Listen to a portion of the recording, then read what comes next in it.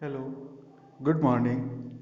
मैं जोगिंद्र यादव आप लोगों को पढ़ा रहा था त्रिकोणमिति, जिसकी दो एक्सरसाइज नंबर 6 जो थी त्रिकोणमितीय अनुपात, और एक्सरसाइज 7 जो थी आपकी त्रिकोणमितीय सर्वसमीकाएं अपन ने पढ़ ली थी।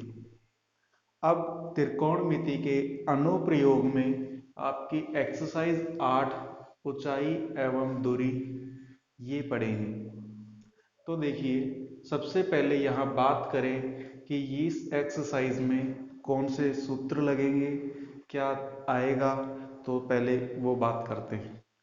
देखिए, त्रिकोणमिति के अनुप्रयोग में अपन पढ़ रहे हैं, तो ये भी एक राइट एंगल जो त्रिभुज है, समकोण त्रिभुज है, उसी के ऊपर अपन ये पढ़ाई करेंगे। ये जो कोण होगा ये 90 डिग्री, ठीक है। अपने को इसमें क्या दिया जाएगा, एक एंगल दिया जाएगा थीटा, और कोई सी भी एक भुजा दे दी जाएगी। थीटा के सामने क्या होता है आपके पास में, लंब, ये आधार, ये कर्ण, ठीक है। अगर आपको दिया हुआ है थीटा की वैल्यू 30 डिग्री, और अगर आपको दिया हुआ है लंब की जो वैल्यू है वो 4, तो आपसे कर्ण अगर पूछा जाए तो किस तरह से आप निकालेंगे। देखिए, अगर दो वैल्यूज दी जाए, आपके पास में तीन साइड होती हैं किसी भी ट्रायंगल्स में, किसी भी त्रिभुज की तीन साइड होती हैं। इन तीन साइड में अगर दो दे दी जाए, जैसे मान लीजिए आप लंब दे दिया 4, आधार दे दिया 3, तो क्या पाइथागोरस थ्योरम से, पाइथागोरस प्रमेय से क्या अपन कर्ण निकाल लेंगे क्या, जो कि आपका अंडर रूट के अंदर एल स्क्वायर प्लस का ए स्क्वायर, और वो 5 निकल के आ जाएगा। ये तो आसान सा क्वेश्चन है जब आपको दो साइड दे दी जाए तब। लेकिन अगर आपको एक ही साइड दे, दो नहीं दे, एक साइड दे, तो अपन ने और साथ में थीटा दे, तब भी अपन कोई मान निकाल सकते हैं क्या। तो देखिए, जैसे थीटा दे दिया ये 30 डिग्री, लंब दे दिया 4 डिग्री, आपसे पूछ लिया कर्ण का मान, तो मुझे बताइए, लंब तो आपको दिया हुआ है, कर्ण आपसे पूछ लिया, और लंब और कर्ण का जो संबंध है वो किस में होता है, साइन थीटा में। लंब और कर्ण का संबंध किस में होता है, साइन थीटा में। और थीटा कितना है, 30, तो ये आ गया आपके पास साइन 30 बराबर लंब का मान कितना है 4, कर्ण आपसे पूछा है साइन 30 का मान 1/2, और ये आपके पास आ गया 4, और ये आ गया आपके पास कर्ण।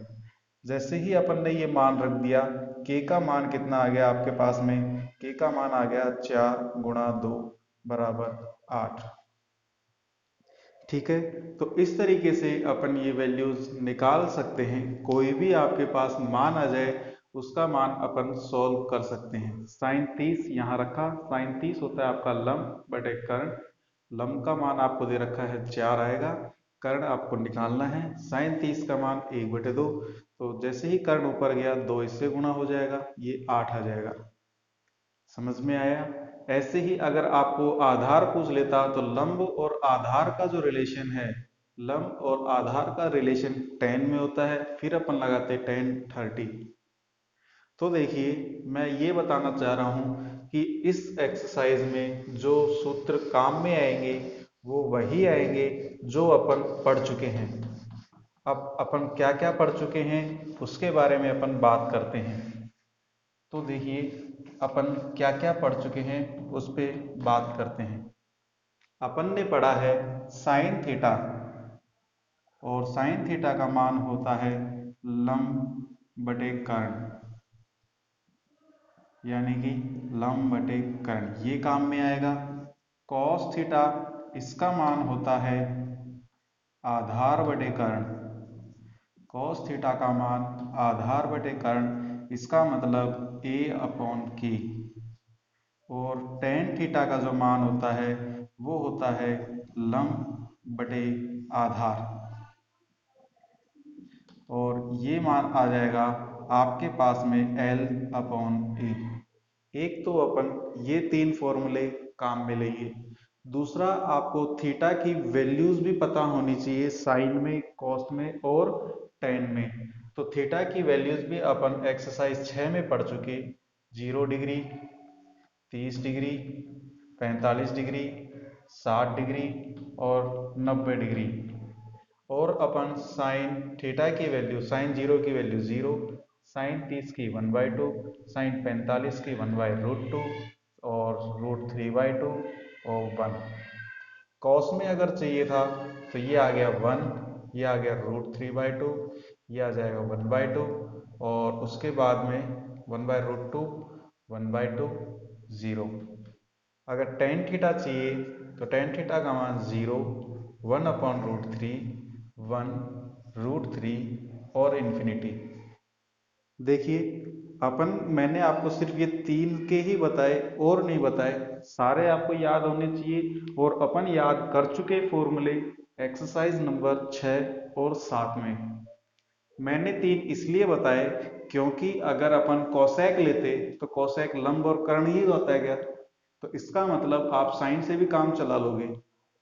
ऐसे ही अगर अपन सेक थीटा में लेते तो वो आधार और कर्ण का ही रिलेशन था क्या, तो सेक से काम चलाओ या कॉस से चलाओ, बात तो एक ही है। तो इस वजह से केवल इन 3 से ही आपके सारी एक्सरसाइज सॉल्व हो जाएगी। देखिए कैसी एक्सरसाइज अपन देखते हैं। ये तो थे सूत्र, अब कुछ चीजें हैं उसके बारे में अपन बात करते हैं।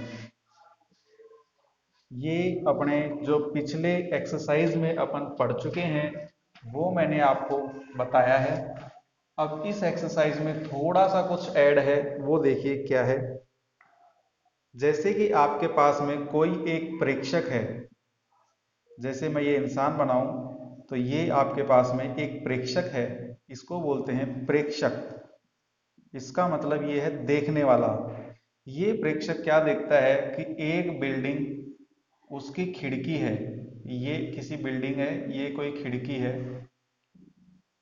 या कोई भी एक ऑब्जेक्ट है, उसे देखता है। तो जो देखता है वो आएगी इसकी दृष्टि रेखा। इस लाइन को अपन बोलते हैं दृष्टि रेखा।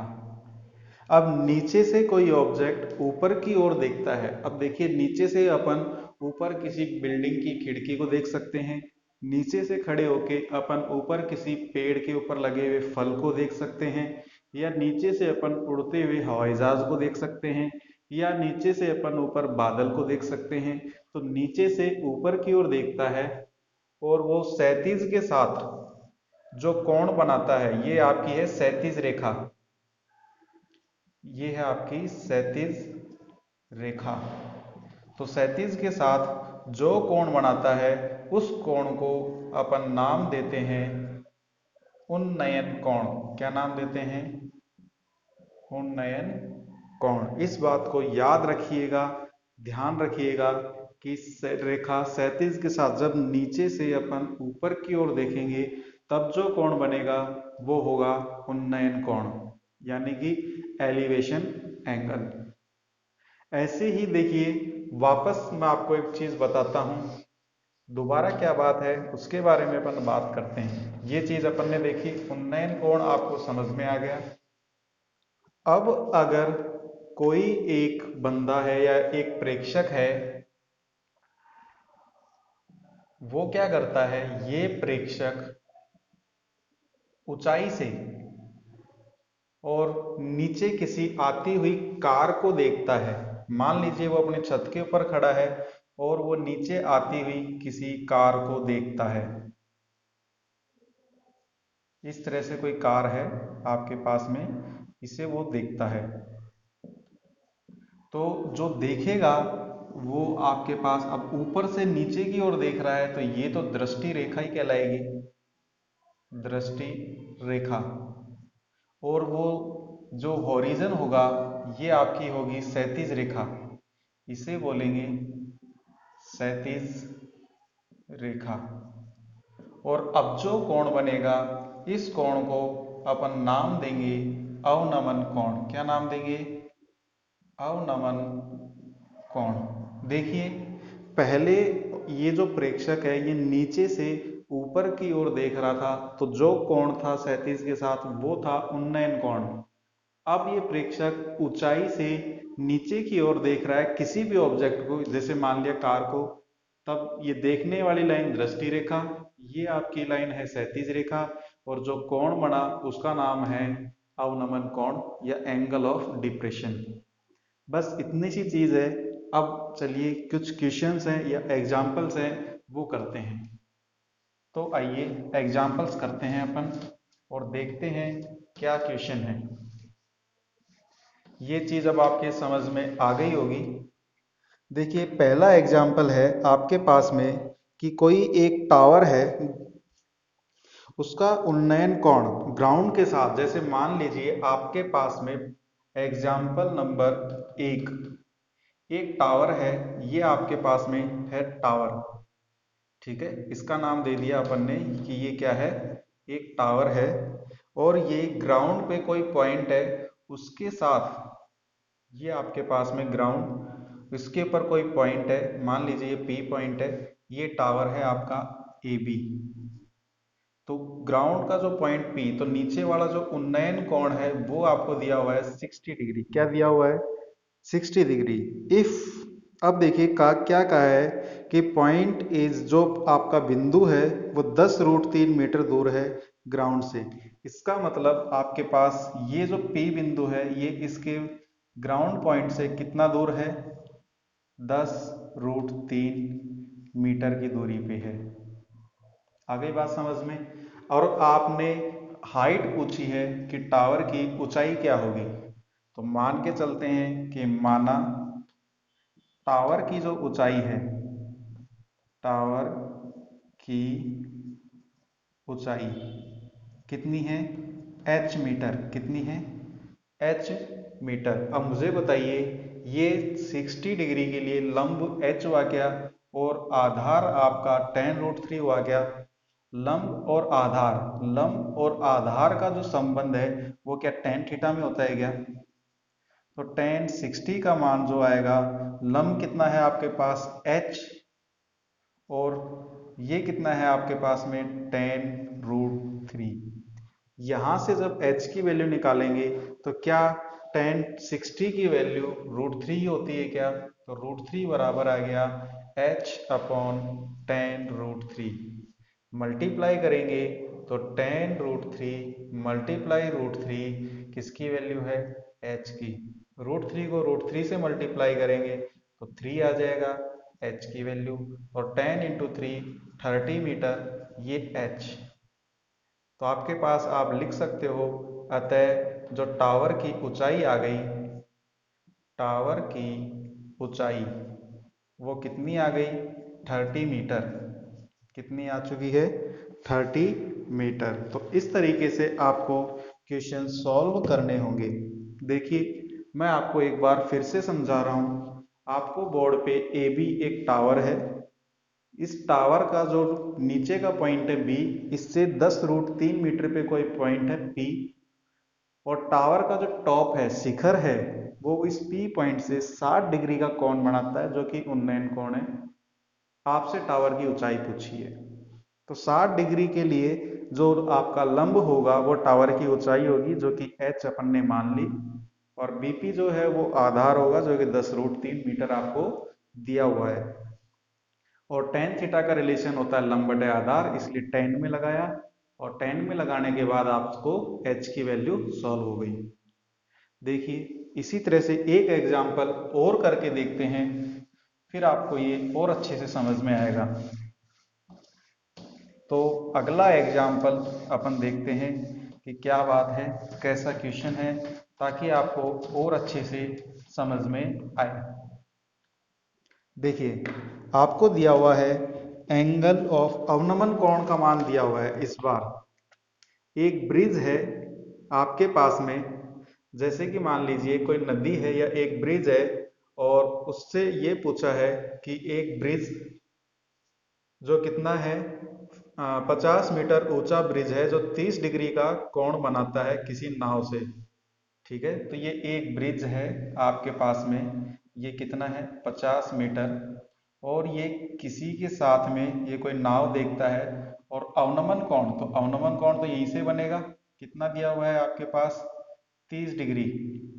यहाँ पे कोई एक नाव है, ठीक है। तो मुझे बताइए कि जो नाव है वो इस ब्रिज से कितनी दूरी पे है। मान के चलिए वो x दूरी के ऊपर है।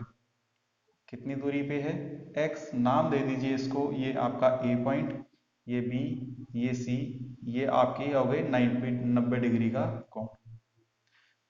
एग्जाम्पल नंबर 2 आपका ये चल रहा है। तो ए बी एक ब्रिज है, 50 मीटर लंबा ब्रिज है, जो ए पॉइंट से किसी नाव को देखता है, जो सी पॉइंट पे कोई नाव है, वो अवनमन कोण बनाता है 30 डिग्री। तो आपके पास, मुझे बताओ, क्या ये लाइन और ये लाइन पैरेलल है क्या? और आप ये चीज़ जानते होंगे कि पैरेलल लाइंस के अंदर ये वाले जो कोण हैं ये समान होते हैं और इनको नाम देते हैं एकांतर कोण। क्या नाम देते हैं? एकांतर कोण। तो मुझे बताओ, जब ये आपका 30 है तो क्या ये कोण भी आपका 30 ही होगा क्या? अब देखिए, लंब और आधार, इस 30 के लिए लंब हो गया 50, आधार हो गया BC। और लंब और आधार का जो रिलेशन है, तो माना नाव की दूरी कितनी है? x metre. कि नाव जो है वो B से x मीटर की दूरी पर है। अब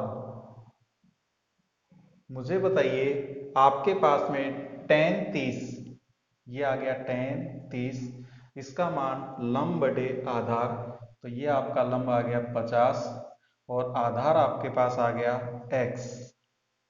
tan 30 का मान होता है 1/√3 बराबर, ये आ गया 50, ये आ गया x को इधर लेके आ जाएंगे और √3 को 50 से गुणा कर देंगे तो 50√3 मीटर ये आपकी दूरी आ चुकी।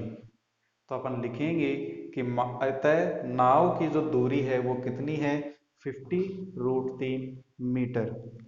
एक बार दोबारा देखिए, कोई एक प्रेक्षक है, ए पॉइंट जो है, ए बी जो है, एक ब्रिज की ऊंचाई है जो 50 मीटर है। ए पॉइंट से कोई नाव देखी जाती है और नाव जो है वो सी पे है और एंगल जो अवनमन कोण है वो है आपका 30 डिग्री। जब वो आपका 30 डिग्री है और आपसे दूरी पूछी है कि ब्रिज से नाव की दूरी क्या है, पुल से नाव की दूरी क्या है, अपन मान के चले कि पुल से नाव की दूरी x मीटर, और फिर लंब और आधार का जो संबंध tan में होता है, थीटा की वैल्यू 30 दी हुई है, tan 30 का मान 1/√3 और x का मान निकल के आया 50√3। ठीक है, तो आगे देखिए अगला एग्जाम्पल जो अपन देखते हैं।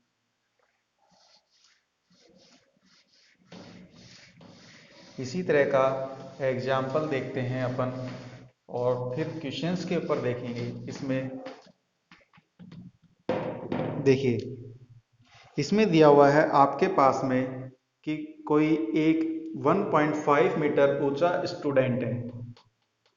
एग्जाम्पल नंबर 3, आपके पास में कोई एक ऐसा स्टूडेंट है, मतलब एक ऐसा छात्र है जिसकी जो हाइट है वो 1.5 मीटर है और जो उसकी छाया है, जमीन पे उसकी छाया गिरती है, वो छाया मान लीजिए थीटा कोण बनता है यहाँ पे, और वो छाया कितनी है? 1 मीटर लंबी। ये आपके पास ABC। आगे बात समझ में? तो AB जो है एक छात्र है, AB जो है वो छात्र की लंबाई है, छात्र की लंबाई जो कितनी दी हुई है आपको? 1.5 मीटर। और BC जो है वो छात्र की छाया की लंबाई है, और छाया की लंबाई जो कितनी दी हुई है आपको? 1 मीटर। तो मुझे बताइए, जब मैं यहाँ से मान निकालूंगा किसका? ये तो इस थीटा के लिए लंब हो गया, ये आधार हो गया। तो tan थीटा बराबर लंब का मतलब 1.5, आधार का मतलब 1, तो tan थीटा का मान 1.5 ही आ गया क्या? ये पहली कंडीशन आपको दी है। लेकिन इसने क्वेश्चन में कुछ और भी ऐड किया है कि जब 1.5 मीटर ऊंचा छात्र जिसकी छाया बनती है 1 मीटर की, उसी टाइम एक और छाया बनती है जो टावर की बनती है। कोई एक टावर है आपके पास में और उसी टाइम उस टावर की जो छाया बनती है आपके पास में, वो बनती है 5 मीटर। क्या बनती है? 5 मीटर। ये मान लीजिए आपका डी, ई और एफ, ये कोण आपका थीटा। ठीक है, तो डीई जो है वो क्या है? टावर की लंबाई है। क्या है? टावर की लंबाई बोलो या ऊंचाई बोलो, एक ही बात है। और वो मान के चलते हैं कि एच मीटर है। टावर की जो ऊंचाई है इसे अपन ने मान लिया एच मीटर है। और ई एफ जो है वो टावर की छाया है। टावर की छाया जो कितनी दी हुई है आपको? 5 मीटर।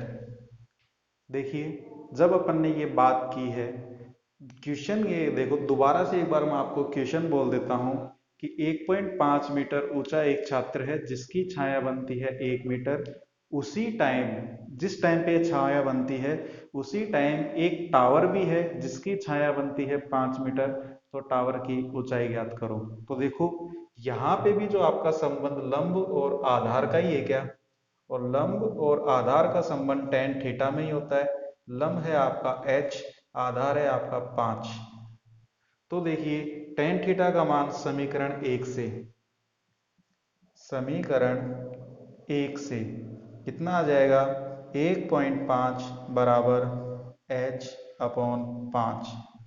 यहाँ से 5 इससे मल्टीप्लाई हो जाएगा, तो 1.5 मल्टीप्लाई 5, ये h आ गया, तो ये आ गया 7.5 मीटर, जो कि h। तो आपको पता चल गया होगा कि जो टावर की ऊंचाई है वो कितनी है? 7.5 मीटर। देखिए, दोबारा से एक बार इस सवाल को अपन बात करें तो ये क्या है, इसी के बारे में अपन देखते हैं। ये है आपके पास में एक छात्र जो कि 1.5 मीटर ऊंचा है, उसकी छाया बनती है 1 मीटर। उसी टाइम एक टावर है, उसकी ऊंचाई मान लीजिए h है, जिसकी छाया बनती है 5 मीटर। तो आपको टावर की ऊंचाई ज्ञात करनी है। पहले त्रिभुज से आपने tan थीटा निकाल लिया, दूसरे त्रिभुज में tan थीटा का मान रख दिया और h सॉल्व हो गया। तो देखिए, ये 3 एग्जाम्पल अपन ने किए हैं। इस तरह के और एग्जाम्पल अपने नेक्स्ट वीडियो में करेंगे। तब तक के लिए बाय बाय और थैंक यू।